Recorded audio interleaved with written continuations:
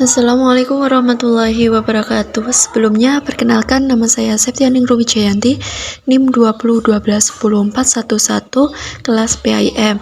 Di sini saya akan praktek hypno-teaching guna untuk memenuhi tugas mata kuliah hypno-teaching. Mari kita tonton. Bismillahirrahmanirrahim. Assalamualaikum warahmatullahi wabarakatuh. Waalaikumsalam warahmatullahi wabarakatuh. Sebelum memulai pembelajaran, mari kita berdoa. Berdoa Fatihah dan doa mau belajar. Ayo bersama-sama. Bismillahirrahmanirrahim. Alhamdulillahi rabbil alamin. Ar-Rahmanir-Rahim. Maliki yaumiddin. Iyyaka na'budu wa iyyaka nasta'in.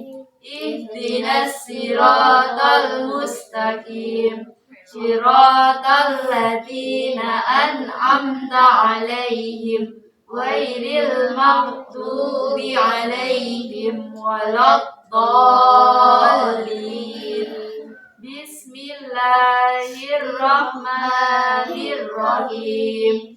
Raditu billahi rabba wa bil islami dina wa bi Muhammadin nabiyya wa rasulah. Rabbi zidni ilma warzuqni fahma. Amin ya rabbal alamin. Bagaimana kabarnya hari ini? Alhamdulillah, luar biasa. Allahu Akbar. Siapa hari ini yang tidak masuk? Masuk semua? Fandi? Neo? Pandu? Nah, sebelum memulai pembelajaran hari ini, kemarin kita membahas tentang materi sholat. Apa itu pengertian sholat? Sholat itu berdoa. Sholat yang harus kita lakukan, sholat wajib itu ada berapa? 5. Yang pertama, subuh, zuhur, asar, maghrib, isya.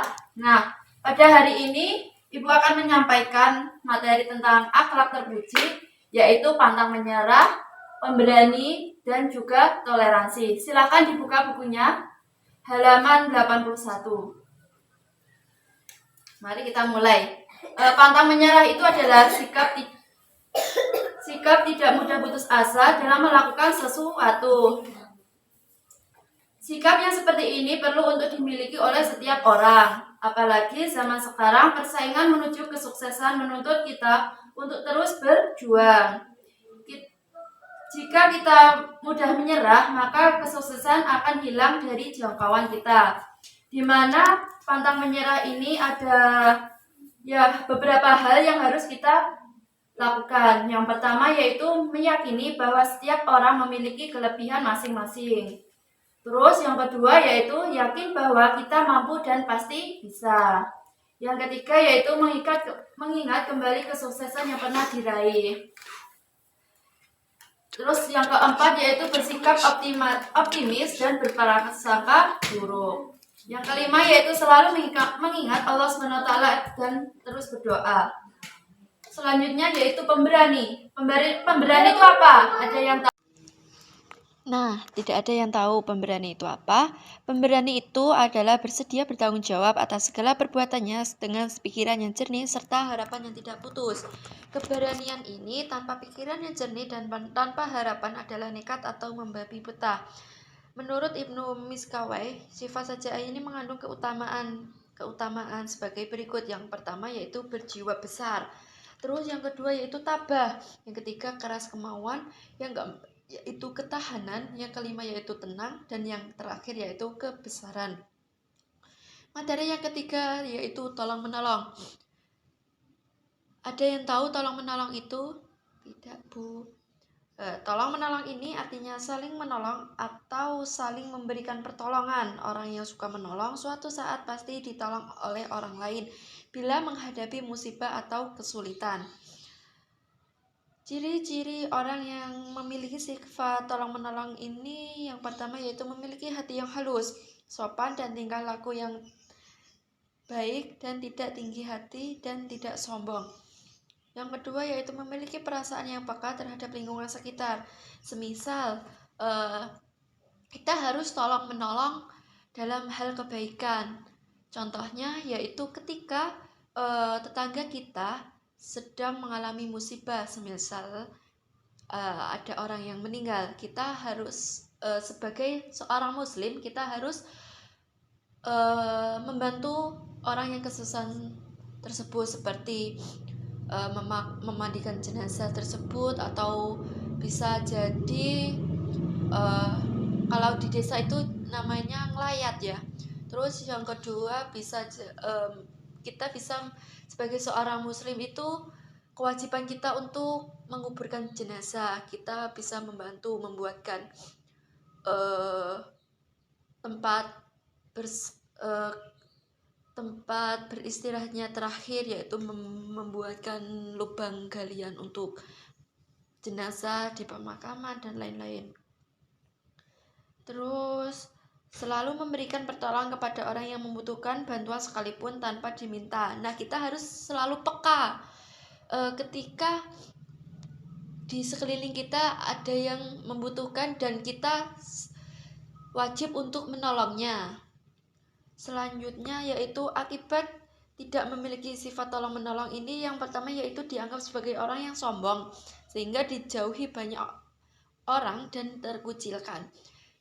Kalau di desa biasanya ketika kita tidak serawung itu tidak bisa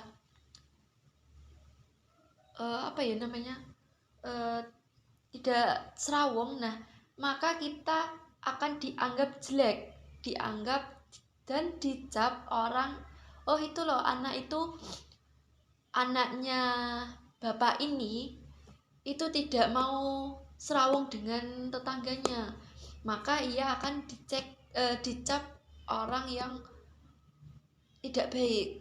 Terus selanjutnya yaitu apabila ia mengalami kesulitan atau musibah, tidak ada yang mau membantu, andai kata ada yang membantu karena terpaksa dan tidak ikhlas.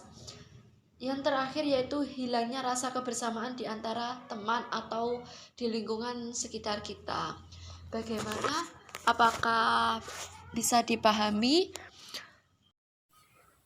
Ibu akan memberikan latihan soal untuk seberapa mana materi yang bisa diserap oleh anak-anak. Ayo, berjalan ya. Nanti Ibu kasih waktu 5 menit untuk mengerjakan soal tersebut dan dibahas secara bersama-sama. Sudah semuanya? Mari kita bahas bersama-sama. Nomor 1, yaitu tulislah 3 contoh sikap pemberani yang tepat menurut aturan. Contoh sikap pemberani itu yang pertama yaitu mengatakan kebenaran. Terus yang kedua, Pandi siap apa? Menolak pembicaraan Perbuatan tidak benar. Terus yang terakhir yaitu membela hak orang lain. Mengapa kita tidak diperkenankan tolong-menolong dalam kejahatan? Silakan jawabannya Pandu diutarakan.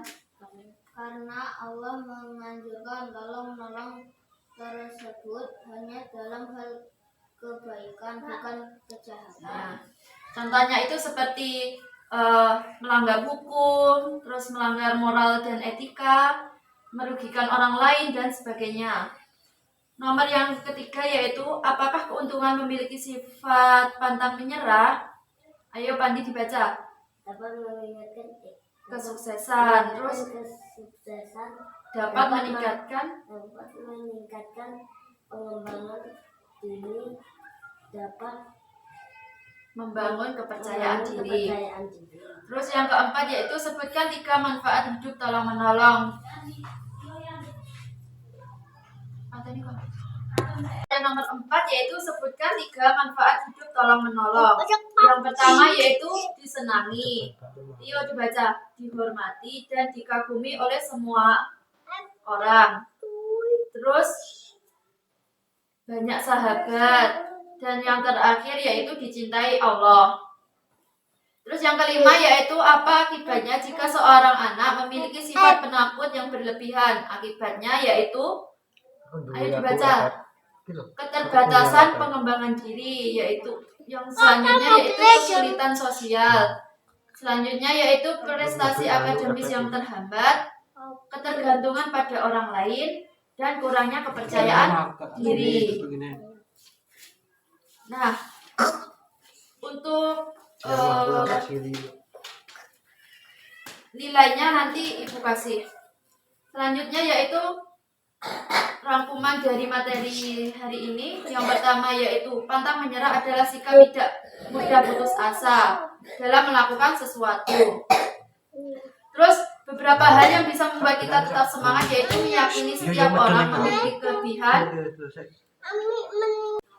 Cukup sekian materi yang dapat Ibu sampaikan. Ayo kita ice breaking dulu. Tepuk semangat. Semangat.